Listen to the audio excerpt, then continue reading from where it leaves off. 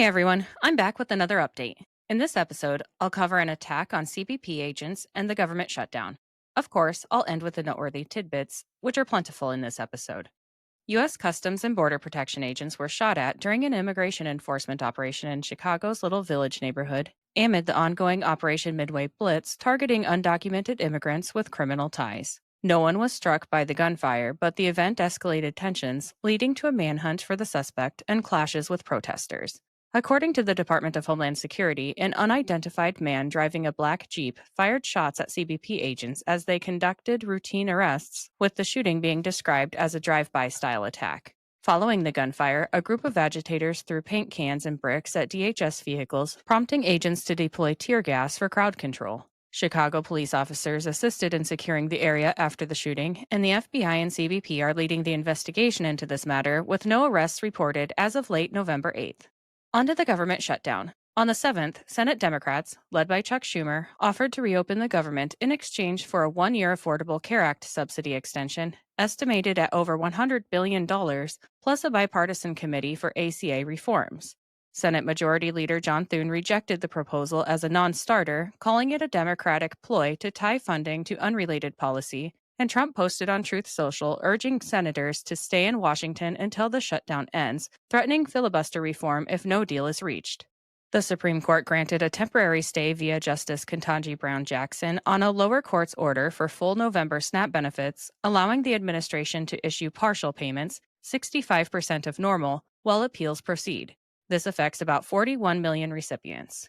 The FAA began 4% flight reductions at 40 major airports due to unpaid air traffic controllers, with cancellations affecting over 3,400 flights. On the 8th, the Senate held a rare Saturday session, with Thune announcing extended weekend and next week sessions to pressure for a resolution, but no votes are scheduled yet. Bipartisan talks explored partial funding for essentials while deferring ACA debates, and a test vote could come soon.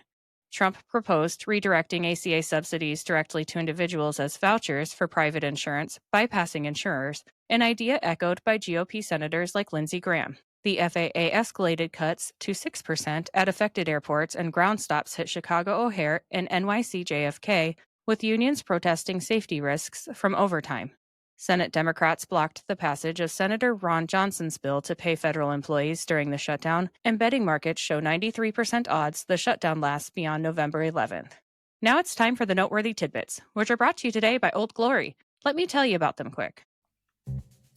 Are you looking for a gift for a music lover, or maybe some apparel to show off your quirky side? Old Glory has you covered. With over 300,000 officially licensed items covering music, sports, entertainment, and pop culture, you're guaranteed to find the perfect item.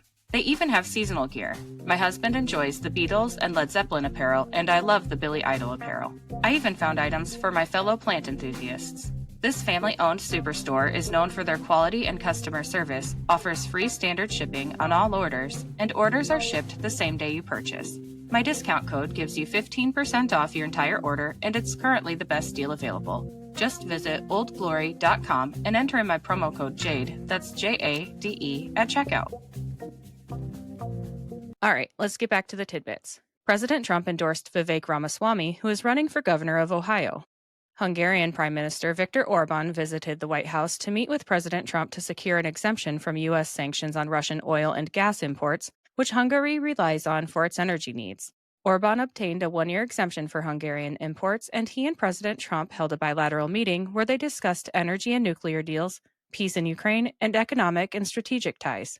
President Trump asked the Department of Justice to begin an investigation into meatpacking companies for collusion and price manipulation, driving up costs. He pointed out that although cattle prices have dropped substantially, the price of boxed beef has increased. A Somali restaurant in Minneapolis was caught stealing $12 million in federal funds for child meals, claiming to feed as many as 6,000 kids per day, when in reality they only fed 40 kids in 6 weeks. The Trump administration now has at least 175 investigations into H-1B visa abuse by companies seeking to replace American workers with foreigners. The Vances attended the Marine Corps Ball for the Marines' 250th anniversary. President Trump is accusing Nancy Pelosi of illegally making her fortune in the stock market. A grand jury has subpoenaed John Brennan and FBI officials Peter Strzok and Lisa Page, and CNN is reporting that dozens of subpoenas are going out to people in the intelligence world from 2017.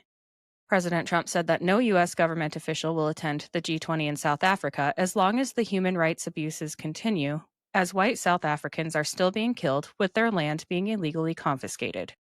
According to CNBC, the American taxpayer may see a record tax refund in 2026. President Trump exposed that FBI informants warned of Antifa being present at January 6th.